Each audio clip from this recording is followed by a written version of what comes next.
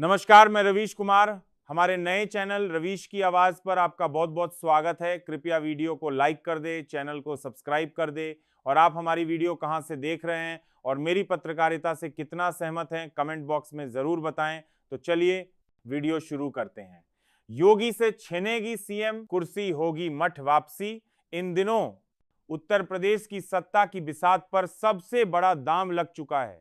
भाजपा की अंदरूनी राजनीति अब महज संगठन तक सीमित नहीं रह गई है, अब सीधे मुख्यमंत्री की कुर्सी तक पहुंच चुकी है। योगी आदित्यनाथ की गद्दी डगमगाती दिख रही है और दिल्ली दरबार हर कदम बेहद सोच समझकर और रणनीतिक चालों के साथ चला रहा है। अध्यक्ष पद पर नियुक्ति मात्र अब एक रस्मी औपचारिकता नहीं, बल्कि एक राजनीतिक विस्फोट का ट्रिगर बन चुकी है।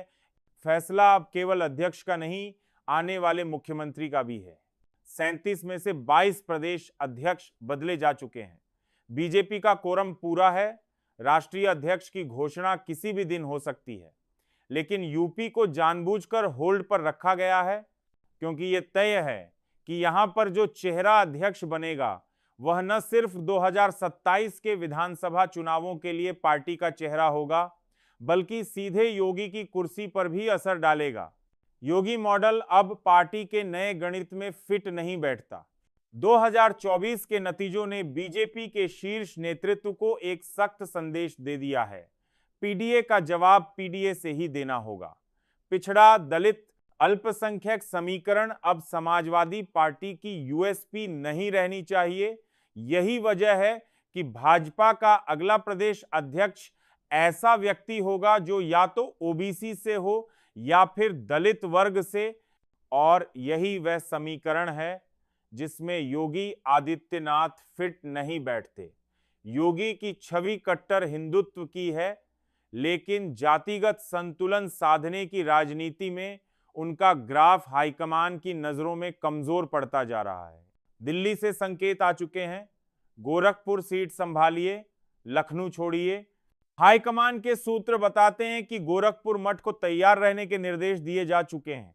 मतलब साफ है, सत्ता से विदाई की स्क्रिप्ट लिखी जा चुकी है।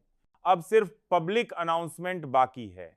यहां तक कि योगी खुद भी लगातार दिल्ली की यात्राएं कर रहे हैं। सरसंघचालक मोहन भागवत से भी मुलाकातें हो चुकी हैं, लेकिन ये मुलाकातें संघ के संतोष से ज्यादा कुर्सी बचाने की कोशिश मानी जा रही हैं। नई रचना, नए समीकरणों से योगी के भरोसेमंदों पर भी गाज गिर सकती है। अगर प्रदेश अध्यक्ष सरकार के भीतर से चुना जाता है तो निश्चित तौर पर कैबिनेट में फेरबदल होगा। यही असली डर है योगी खेमे का कि भले ही गद्दी बच जाए, लेकिन उनकी पूरी टीम को दरकिनार कर दिया जाएगा। और अगर नया अध्यक्ष योगी विरोधी खेमे से आ गया, जैसे कि स्वतंत्र देव सिंह या धनपाल सिंह लोधी, तो फिर मुख्यमंत्री की कुर्सी को बचा पाना लगभग नामुमकिन हो जाएगा। 2024 में योगी मॉडल के बावजूद पार्टी यूपी में 33 सीटों तक सिमट गई, जबकि समाजवादी पार्टी ने 37 सीटों पर कब्जा किया। हाईकमान अब साफ देख चुका है कि हिंदुत्व की आंधी अब वोटों में तब्दील नहीं होती और जनता अब रोजगार, प्रशासनिक पारदर्शिता और जातिगत पहचान के आधार पर वोट डालती है। ऐसे में बीजेपी का अगला दांव अब केवल सियासी नहीं, जाति और वर्गीय संतुलन पर आधारित शतरंज की चाल होगी। जब तक राष्ट्रीय अध्यक्ष नहीं चुन लिया जाता, यूपी की अध्यक्षी और सीएम की गद्दी पर कोई फैसला नहीं होगा। लेकिन सूत्र बताते हैं कि यह पूरी प्रक्रिया जुलाई के अंत तक पूरी होनी है। मानसून सत्र से पहले अगर अध्यक्ष घोषित हो गया तो समझ लीजिए कि लखनऊ की सत्ता में भूकंप आना तय है। सवाल अब सिर्फ इतना नहीं कि योगी आदित्यनाथ की कुर्सी बचेगी या नहीं, सवाल यह है कि भाजपा का नया चेहरा कौन होगा। क्या योगी फिर से मठ में लौटेंगे? क्या उनके करीबी मंत्री भी बदले जाएंगे? क्या अगला अध्यक्ष पिछड़ा वर्ग से होगा? और क्या यह बदलाव वास्तव में भाजपा को 2027 में जीत दिला पाएगा? इस पूरे मुद्दे पर आपकी क्या राय है, कमेंट करके जरूर बताएं और मुझे दीजिए इजाजत। नमस्कार।